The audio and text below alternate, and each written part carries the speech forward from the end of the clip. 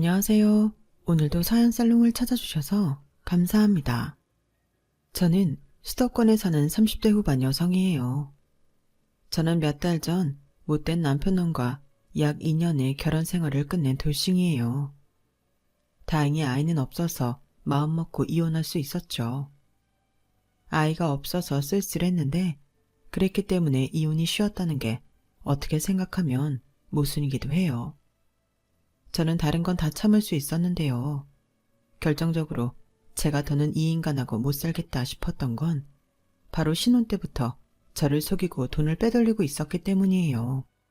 그런 사람을 뭘 믿고 더 살겠어요. 저는 그 돈을 한 번도 구경해보지도 못했는데요. 며느리들한테 시댁이 어렵고 불편한 건 사실이지만 저희 시댁은 저한테 한 번도 좋은 말 해준 적이 없어서 그것도 제가 모자르듯 남편과 이혼할 수 있었던 이유가 됐고요. 특히 시어머니한테는 정말 질릴 대로 질렸어요.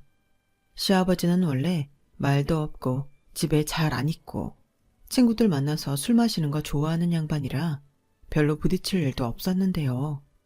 시어머니하고는 그게 아니잖아요.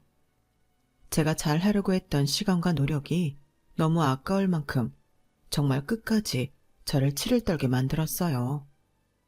저의 짧았던 결혼 생활 이야기를 들려드릴게요. 평범한 직장에 다녔던 남편은 처음부터 식당을 하는 저와는 경제적으로 차이가 있었어요. 저는 대학을 졸업하고 대기업의 식품개발부에 2년 정도 다닌 후에 아파트 단지에 작은 상가를 얻어 고급 재료를 쓴 고급 반찬들을 만들어서 팔았는데요. 그게 장사가 잘 돼서 아예 식당을 차리게 됐거든요. 제가 이렇게 할 수 있었던 건 친정 엄마의 도움도 있었어요. 아빠가 일찍 돌아가신 저는 어릴 때 외가가 있는 지방에서 자랐는데요. 외할아버지가 큰 식당을 하셔서 아무래도 어릴 때부터 보고 자란 게 있으니 자연히 음식 쪽 사업을 하게 된 것 같아요. 엄마는 제가 싹수가 있다며 식당 여는 데에 돈을 보태주셨고요. 그 덕에 저는 또래보다는 조금 일찍 자리를 잡을 수 있었어요. 식당은 코로나 때 어려움도 있었지만 다른 데보다 타격이 크지 않았던 건 저희가 계속 반찬만 팔고 배달도 했기 때문이거든요. 바쁜데 어디 나가서 사 먹지도 못하는 사람들이 저희 식당에 반찬을 많이 샀고 그게 더 식당을 알리게 되기도 했어요. 그래서 제 수입이 남편 수입보다 2.5배 정도는 많았어요. 그래도 결혼하고 생활비를 내는 건 똑같이 부담하자고 미리 약속을 했었죠. 그 말을 먼저 꺼낸 건 남편이었어요.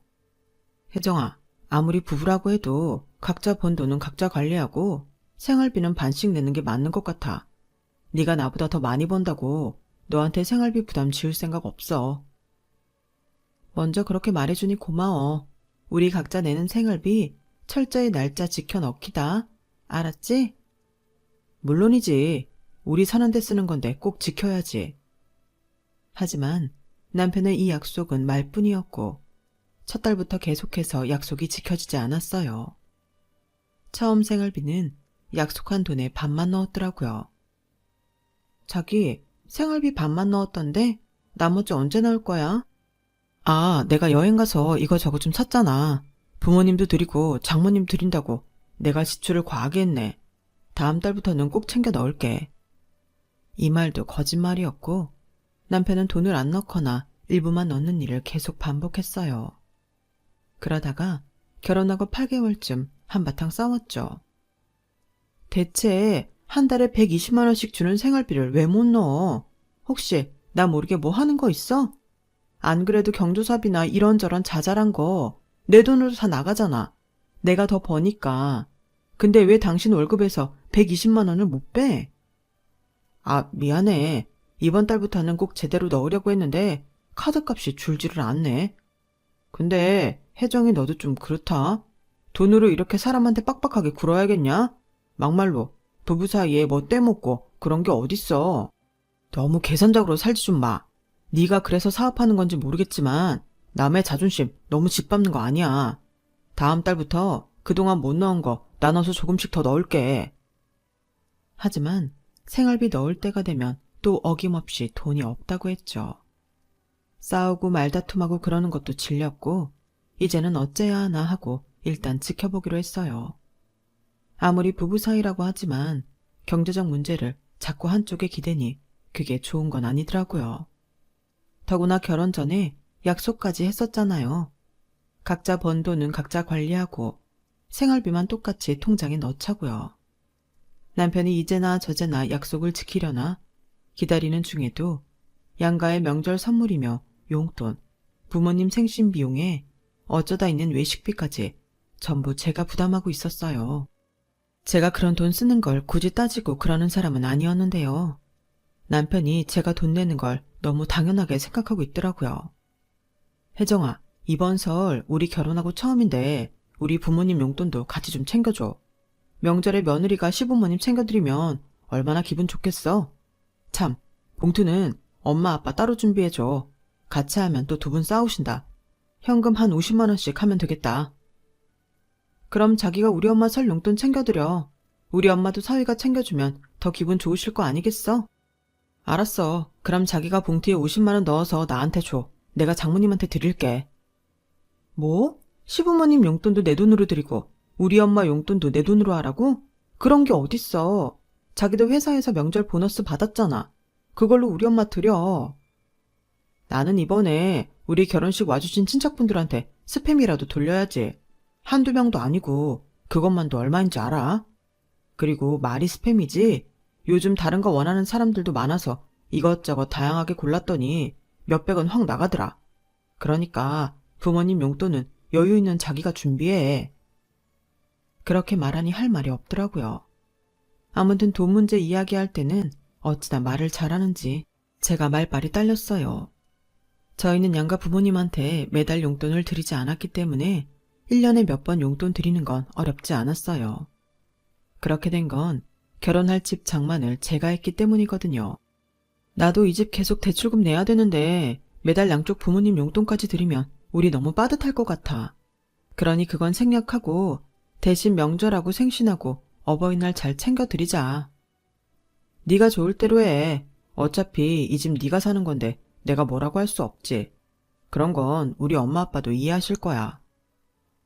남편이 그때는 참 쿨하다고 생각했는데 나중에 이 핑계 저 핑계 대며 용돈을 전부 저한테 미루는 걸 보고는 얄밉다는 생각도 들었어요. 하지만 그걸로 싸움까지 가지는 않았어요. 생활비를 계속 안 넣던 남편은 설이 지나고 이렇게 말하더라고요. 자기야, 혜정아, 솔직히 내 월급이 자기 버는 돈보다 많이 적잖아. 신혼여행 때 쓴 돈이 안 메꿔지는데 좀 봐주면 안 될까? 몇 달만 더 갚으면 될 것 같아. 그 다음부터는 잘 낼게. 그리고 앞으로도 당분간은 자기가 나보다 더 많이 버는 거 우리 집에서 몰랐으면 좋겠어. 노인네들이 여자가 돈 많이 벌면 남자 기죽인다고 안 좋아하시잖아. 응? 부탁할게. 알았어. 뭐 어려운 일도 아니고 대신 봄 되면 자기도 생활비 꼬박꼬박 넣어야 돼. 걱정하지 마. 넣지 말라고 해도 입금할 거니까. 사실 저희 결혼 전 남편이 제 수입이 더 많은 거 자기 집에 밝히지 말아달라고 해서 그렇게 했거든요. 시어머니는 제가 무슨 자기 아들 부담 주고 사는 줄 알고 늘 돈 아껴라, 알뜰히 장 봐라, 너 돈 조금 버는 거 남자가 버는 돈하고 똑같이 생각하지 마라. 별 잔소리를 다 했어요. 특히 어쩌다 저희 집에 오시면 냉장고부터 화장실까지 샅샅이 보며 아주 싫은 소리를 하곤 했죠. 어머, 너 샴푸 다 쓰지도 않았는데 또 새 거 샀니? 냉장고에 웬 채소가 이렇게 많아? 먹지도 않고 버리려고? 식당 한다는 애가 음식 한음을 할 줄도 몰라? 내 아들이 벌어오는 돈 알뜰하게 쓰라고 했잖아. 어머니, 저 채소 우리 사흘이면 다 먹어요. 민호 씨 건강 생각해서 제가 더 채소 위주로 식단 짠 거예요. 저도 일하는데 민호 씨 밥 먹는 건 제가 다 챙기고 있어요. 샴푸는 거의 다 써가서 지난번 세일할 때 미리 산 거고요. 예, 자고로 사람은 고기를 먹어야 힘을 쓰는 거야. 처럼 풀떼기를 먹고 무슨 건강을 지킬 수 있겠어? 이거 원, 우리 아들 그래도 잘 얻어먹고 사는 줄 알았는데 어쩌면 볼 때마다 실망만 더 쌓이게 만드니? 내 아들이 벌어주는 돈 좀 똑바로 쓰고 살자, 응? 그럴 때마다 당신 아들 돈 없다는 말을 하고 싶었지만 남편과의 약속이 있었기에 꼭 참곤 했죠. 한 번은 남편이 있을 때도 시어머니는 이런 식으로 난리를 쳤고 남편은 제 눈치를 보며 자기 엄마를 말렸어요.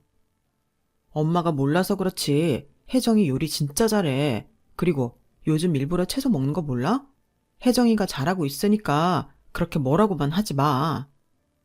아, 이놈이 속이 여려 터져가지고 이렇게 지 마누라 편만 들고 이러니 제가 널 우습게 보는 거야. 아니, 제가 뭘 우습게 본다는 건지요. 밑도 끝도 없는 말에 억울하기도 했지만 남편이 시어머니를 말리며 집으로 보냈기 때문에 더는 큰 문제로 번지지 않았어요. 하지만 시간이 갈수록 남편은 점점 더 뻔뻔해졌어요. 전보다 생활비는 더 넣었지만 그것도 약속했던 금액의 70에서 80% 정도였는데요.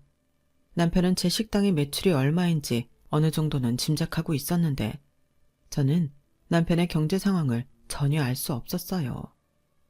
남편이 한마디도 해주지 않았거든요. 그러고 보니 새 차를 장만할 때도 제 돈으로 했고 집에 새로 들이는 비싼 가전제품들은 90%는 제 카드로 결제가 됐어요.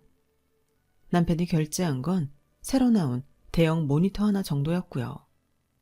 그럼에도 남편은 이 모든 게 아주 당연하다는 듯이 행동했고 저는 점차 그런 남편한테 질려갔어요. 그러다 저는 우연히 남편이 열어놓고 출근한 서랍안을 보게 되었어요.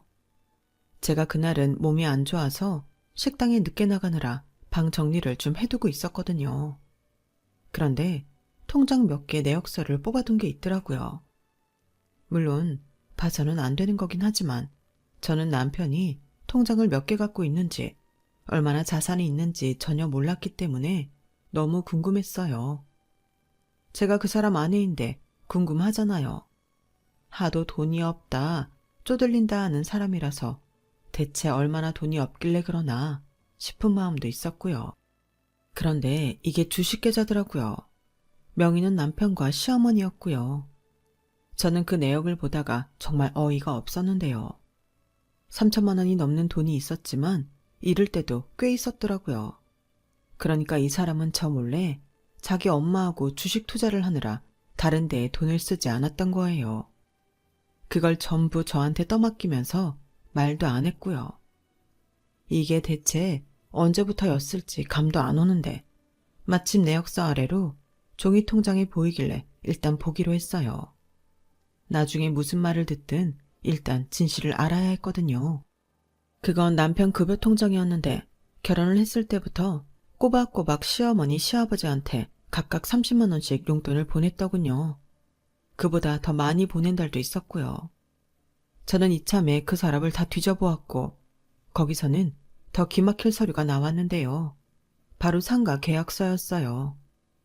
가만 보니까 상가 하나를 매입해서 거기에 세를 놓은 게 아닐까 싶더라고요. 저는 그 계약서의 주소를 확인해서 상가를 보러 갔는데 아주 장사가 잘 되는 빵집이더라고요. 저는 빵을 사면서 주인으로 보이는 사람을 슬쩍 떠보았어요. 빵이 맛있나 봐요. 사람들이 많은 거 보니. 감사합니다. 다들 믿고 찾아주시도록 열심히 하고 있어요. 이 정도면 곧 크고 좋은 데로 옮기셔도 되겠는데요. 아, 여기 목도 좋고 쏠쏠해서요. 당분간은 옮길 생각 없어요. 그래서인지 여기 주인이 급전이 필요해서 세놨는데 금방 계약이 됐다더라고요.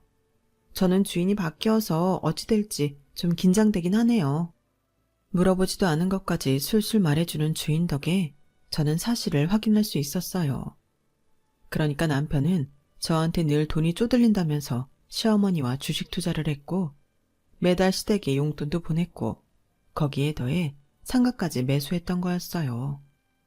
그러고 보니 시어머니가 자기도 가게 하나 있었으면 좋겠다고 한동안 노래를 부르던 게 생각나더라고요. 반년 전쯤에 저만 보면 자기도 가게 하나 가졌으면 좋겠다며 저보고 혹시 다른 가게 낼 생각 있으면 그 가게짜리는 자기한테 달라고 그랬었거든요. 어머니, 저는 다른 가게 낼 생각은 없어요. 앞으로도 그럴 것 같고요. 가게 관리 안 되면 사람들한테 인식만 나빠져서요.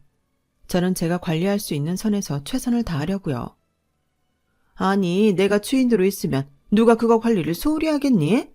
아우, 그렇게 소심해서 어떻게 여태 사업을 했어? 보아하니 너 크게 되긴 글렀구나. 그 생각이 난 저는 집으로 가서 계약서에 사인한 이름을 다시 확인해봤죠. 그랬더니 역시나 거기에도 남편과 시어머니가 공동으로 이름이 올라가 있더라고요. 이 사람은 저와 결혼했으면서 재산 늘리는 건 전부 자기 엄마랑 하고 있었어요. 생활은 제 돈으로 하고 살면서 말이죠. 저는 지금까지 저를 감쪽같이 속인 남편한테 심한 배신감을 느꼈어요. 저도 남편이 재산 늘리는 거 할 수 있다고 생각해요. 그런데 저를 속인 거잖아요. 자기는 맨날 돈 없다고 하고는 뒤에서 자기 엄마랑 열심히 재산을 불리고 있었으니까요. 그게 너무 괘씸하고 지금까지 그 인간을 위해 돈 써준 게 억울하고 정말 분노가 일더라고요. 하지만 그럴 때일수록 화를 가라앉히고 침착해야 일을 그르치지 않는다는 걸 떠올렸고 저는 제가 본 걸 일단 다 복사해 두었어요. 그때부터 저는 이혼을 생각하기 시작했어요. 며칠이 지난 휴일에 남편이 핸드폰으로 스마트워치를 검색하더니 저한테 보여주더라고요. 자기야, 나 이거 하나만 사주라. 내 스마트워치 너무 오래됐잖아. 이참에 신형으로 싹 바꿨으면 해서. 핸드폰도 같이 말이야. 이게 성능이 비슷해서 연동도 잘 되는 것 같더라고. 민호 씨 돈으로 사지 그래. 나 이번 달부터 엄마한테 용돈 보내드리기로 해서 여유가 별로 없어. 용돈? 갑자기 왜? 장모님 용돈 안 받으셔도 여유 있잖아. 그런 걸 여유 있다고 안 하는 것도 자식된 도리가 아닌 것 같아. 엄마 나이도 많으신데 점점 쓸 일이 더 많을 거 아니야. 나 식당 차릴 때도 많이 도와주셨으니 어찌 보면 이 집도 엄마가 해주신 거나 다름없어.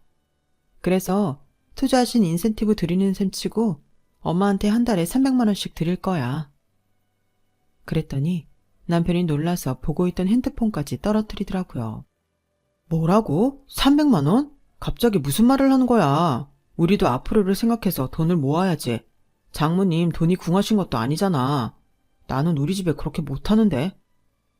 그건 민호 씨 사정이고 민호 씨도 사정되는 대로 시댁에 보내드려. 내가 그런 거 갖고 뭐라고 할 사람 아니잖아. 내가 생활비도 더 많이 내고 민호 씨 핸드폰까지 사주잖아. 내가 버는 돈에서 드리는 거니까 상관없지. 민호 씨한테 말 안 하고 드릴 수도 있는데 일단 얘기한 거야. 민호 씨가 내 남편이니까. 제가 그렇게 말하자 남편은 아무 말 못하고 침만 꿀꺽 삼키더라고요. 저는 엄마한테 매달 300만 원을 보내면서 명품 가방과 옷을 사드리기로 결심했어요. 엄마도 외가 친척들도 돈이 있어도 절대 사치하는 분들이 아니어서 남들 하나씩 갖고 있는 명품 백도 없었거든요. 그래서 이참에 사드리기로 했죠. 그게 명품 중에서도 제일 비싸다고 소문난 브랜드였는데요. 남편은 제가 사다 놓은 선물의 쇼핑백을 보더니 자기가 아주 흥분해서 난리도 아니더라고요. 웬일로 저런 걸? 와, 저 브랜드가 제일 비싼 건데. 그래도 저는 모른 척하고 저녁을 먹었어요. 밥을 먹던 남편은 궁금해서 못 참겠는지 먼저 물어보더라고요. 저거 뭐야? 가방? 양복? 저기서 나오는 게 또 뭐 있지? 쇼핑백 큰 거 보니까 반지 같은 건 아닐 거고. 자기랑 나랑 세트로 장만한 거야? 나한테 물어보고 사지. 저기가 비싸고 좋긴 한데 내 마음에 드는 게 다른 브랜드였거든. 저기보다 가격도 약간 낮고 뭐 거기서 거기지만 와, 내 인생에 에르메스를 다 가져보네. 저거 당신 거 아니야. 뭔 말도 안 되는 소리를 해. 당신 지난달에도 명품 커프스 갖고 싶다고 해서 사줬잖아. 그런데 뭘 또 당신 거라고 착각을 하는 거야? 하여간 욕심은 자기 돈 안 들어가는 거라고 너무하네. 그럼 자기 것만 산 거야? 뭔데? 가방? 옷? 뭘 샀는데 내 건 또 쏙 빼나 치사하게. 뭔 소리야. 내가 언제 내 거랬어? 엄마 거야. 결혼하고 사위라는 인간이 장모한테 뭐 하나 제대로 해준 적 없는데 딸내미라도 신경을 써야지. 자기는 어떻게 자기 생각만 해? 정말 웃긴다. 남편은 밥이 흘러내리는 것도 모르고 입을 벌린 채 멍하니 저만 보고 있는데 속으로 얼마나 시원했는지요. 하지만 시간이 좀 지나고 나니 계속 툴툴대더라고요. 아니, 장모님 명품 좋아하지도 않는데 저렇게 비싼 걸 받으시겠어? 그런데도 굳이 저 비싼 걸 사드려야 돼? 엄마도 직접 보면 좋아하실 거야. 자기도 저거 쇼핑백만 보고 흥분했잖아. 야, 우리 엄마도 저건 지갑도 가져본 적 없다고. 그럼 자기가 어머니 지갑 사드려. 안 말려. 월급 받아 뭐해? 생활비도 제대로 안 주면서 돈 다 어디다 써? 남편은 그 말에 입을 다물고 말았어요. 자기는 엄마랑 주식도 같이 하고 상가도 샀다고 저한테 말도 못하니 속이 부글댔겠죠.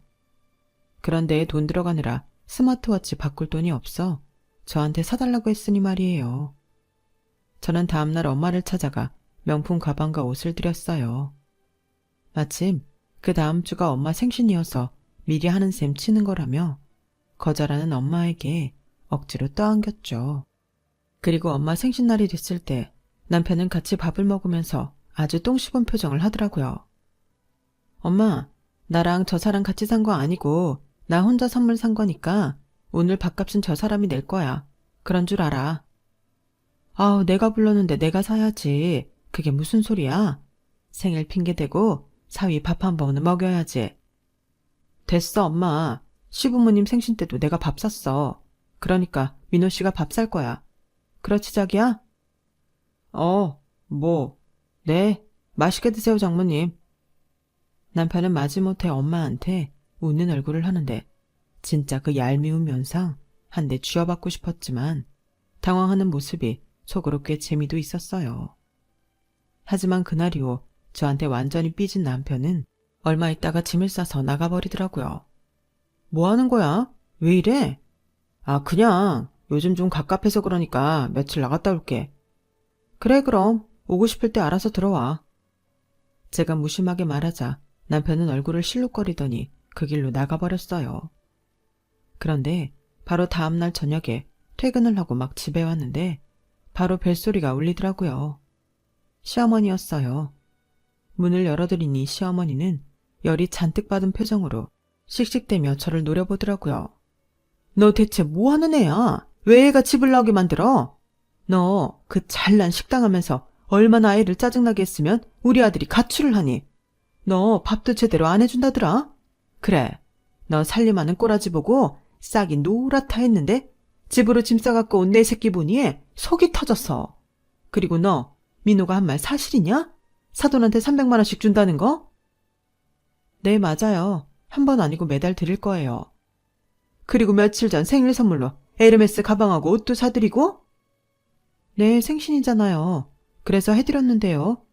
그거 다 제가 번 돈으로 해드린 건데 어머니가 왜 그걸 말씀하시는지 이해가 잘 안 되네요.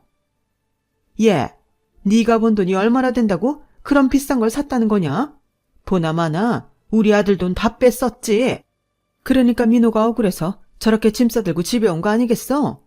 넌 어떻게 금방 들통날 거짓말을 얼굴색 하나 안 변하고 하는 거니? 우리 아들이 네 엄마 명품 사주라고 돈 버는 줄 알아? 어머니, 뭘 한참 잘못 알고 계셔서 말씀드리는데요. 저희 엄마한테 사드린 거, 용돈 드린 거 다 제 돈 맞아요. 얘 좀 봐. 그래, 그렇다 치자. 넌 시집 왔다는 여자가 몇 푼 버는 거 다 친정으로 빼돌려? 미쳤어, 니가? 시어머니는 악을 쓰며 핏대를 세우는데 곧 한 대 칠 것 같았어요.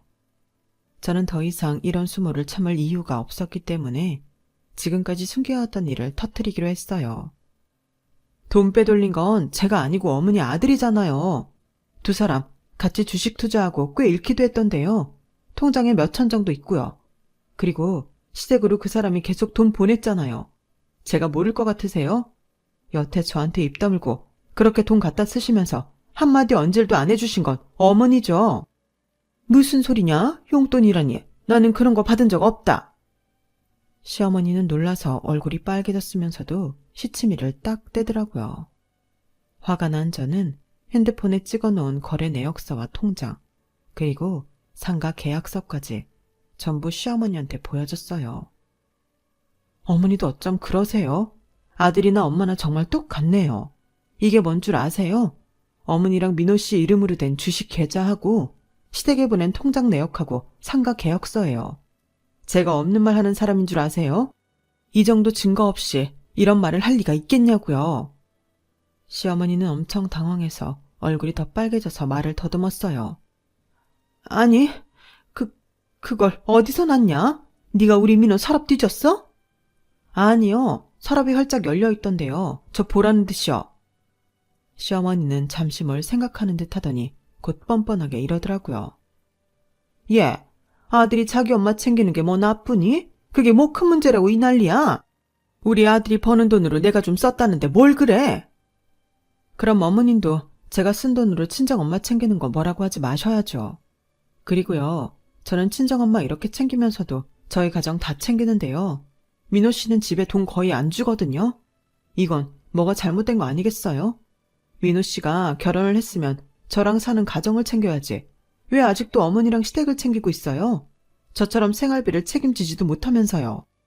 아니, 그러니까 네가 무슨 돈이 있어서 네 엄마를 월 300씩 챙기고 그런 그림의 떡 같은 명품 가방에 옷까지 사주냔 말이야. 그게 내 아들 돈 아니라는 증거 대봐. 어머니, 땡땡 식당 보신 적 있죠? 아, 그 땡땡동 백화점 가는 길에 있는 거? 그래, 봤다. 꽤 손님도 많고 맛집이라더라. 근데 왜? 그거 제가 하는 거예요. 저 그저 그런 식당 하는 거 아니고 그런 잘 나가는 식당 운영자라고요. 시어머니는 그 말에 이번에는 한 대 맞은 표정이 되더라고요. 그동안 시댁이나 친정에 용돈 드린 거 다 제 돈으로 했는데요. 어머니 아들이 시댁에 매달 따로 용돈 드리는 줄은 꿈에도 몰랐어요. 그리고 어머니 작년에 그렇게 노래 부르시던 가게요. 장사 잘 되는 빵집 자리 얻으셨잖아요. 그런 거 부부 사이에 상의 없이 하면 이혼 사유 될 수 있어요. 야, 네가 그래서 지금 이혼이라도 한다고 말하는 거냐? 그리고 네 가게가 이름 좀 났다고 꼭 장사 잘 되라는 법 있어? 속빈 강정들이 얼마나 많은데. 난 네가 한 말 못 믿겠다. 저는 시어머니 눈앞에 핸드폰으로 제 계좌들을 전부 보여줬죠. 계좌 하나만 봐도 자기 아들 월급보다 많은 돈이 오가는 게 보이니 시어머니는 점점 어디에 눈을 둬야 할지 모르는 표정이더라고요. 저는 할 말 다 했어요. 대답이 됐죠? 저 어머니 아들하고 계속 살 생각 추호도 없으니까요. 이제 이혼 준비할 테니 아예 오지 말라고 하세요. 너는 시어머니 앞에서 어떻게 그렇게 이혼 소리를 쉽게 하니? 너도 참 대단하다. 아무튼 너 더 이상 따박따박 대들고 버릇없게 굴고 하면 나도 가만 안 있을 거다. 이혼이라니 아주 웃기고 있어. 시어머니는 끝까지 자존심을 지키려는 듯 고개를 빳빳이 들고 억지를 쓰며 돌아갔어요. 그래도 속으로는 아마 되게 무안하고 민망했을 거예요. 안 그러면 그 성격에 이대로 물러날 리 없거든요. 저는 다음날 출근하기 전에 남편 자식한테 이혼한다는 통보를 문자로 보냈어요. 남편이 전화에 문자를 엄청 해댔지만 저는 한 통도 받지 않았죠. 그러더니 퇴근 시간에 저희 식당 앞에 왔더라고요. 남편은 엄청 미안한 척하며 저한테 다가왔고 저는 이게 시어머니랑 남편의 수작이라는 감이 왔어요. 혜정아, 자기야, 뭔가 오해가 있는 것 같아서 내가 풀려고 왔어. 힘들지 않아? 어디 가서 맛있는 거 먹을까? 내가 내 식당에서 맛있는 거 안 먹었겠어? 아, 진짜 그랬겠네. 근데 어제 엄마 때문에 자기가 화 많이 난 것 같아서 화 풀어주려고 하는데 어디 가고 싶은 데 있어? 민호 씨가 어머니한테 내가 우리 엄마한테 용돈 드리고 가방이랑 옷 사드린 거 전부 말했잖아. 일을 만든 게 누군데 쏙 빠져나가려고 그래. 내가 내 돈 가지고 쓴다는데 뭘 잘못했다고 그런 말을 하냐고. 끝까지 내가 너보다 돈 못 벌어서 너한테 빌붙어 있는 여자로 만들고 싶었던 거지? 아니야. 그런 거 아니고 나는 우리 거 산 줄 알았는데 장모님 거라니까 좀 섭섭해서 홧김에 그런 건데 엄마가 너무 세게 나가셨네. 내가 대신 사과할게. 미안해. 엄마도 네가 화가 많이 난 것 같으니 잘 달래라고 하시더라. 혜정이 너 진짜 나랑 이혼할 건 아니잖아. 라며 제 표정을 살피더라고요. 아니, 진짜 이혼할 거야. 변호사도 선임했으니까 그동안 나 속이고 당신이 당신 엄마랑 돈 쓴 거 가만 안 있을 거니까 그런 줄 알아. 그리고 내 집에서 네 짐 당장 다 빼고 가전제품은 모니터 하나만 너 가져가고 아무것도 가져가지 마. 핸드폰도 놓고 나가. 그거 다 내가 산 거잖아. 제가 차갑게 말하니 남편은 어쩔 줄 몰라 하다가 계속 사과만 하더라고요. 하지만 이제 와서 그런들 무슨 소용이 있겠어요. 게다가 제 돈 쓴 걸로 지 엄마한테 거짓말까지 해서 퇴근한 저를 쫓아와 있는 소리 없는 소리 다 듣게 했잖아요. 너 안 나가면 우리 엄마랑 외삼촌한테 다 얘기해서 너 쫓아내게 만들 거니까 알아서 해. 험한 꼴 당하기 싫으면 알아서 조용히 나가라고. 진정하고 시간이 지나면 마음도 가라앉을 테니까 다시 생각해보자. 나는 그동안 우리 집에 가 있을 테니까 언제든 전화해줘. 나 무조건 혜정이 네 말대로 할 테니까. 응? 너무 조급하게 굴지 마. 하지만 저는 바로 이혼 소송을 했고 남편은 어쩔 수 없이 제 결정을 받아들여야 했어요. 그동안 제가 집에 경제적 부담을 진 것과 집에 줄 생활비로 주식 투자하고 상가 계약하는 데 돈이 들어갔다 여기고 그것까지 받아낼 생각이었죠. 증거도 있고 남편은 가게 경제에 보탠 게 없어서 제가 유리한 입장이었고요. 그제야 시어머니와 남편은 집으로 식당으로 찾아와서 계속 미안하다, 마음 풀어라 아주 친한 척을 하더라고요. 저기 세아가 나는 네가 이렇게 굉장한 애인 줄 전혀 몰랐다. 내가 이렇게 사과하마. 어떻게 한 번만 다시 생각하면 안 되겠니? 내가 뭘 모르고 너한테 함부로 말한 것 같다. 사람이면 그렇게 쉽게 끊는 거 아니다.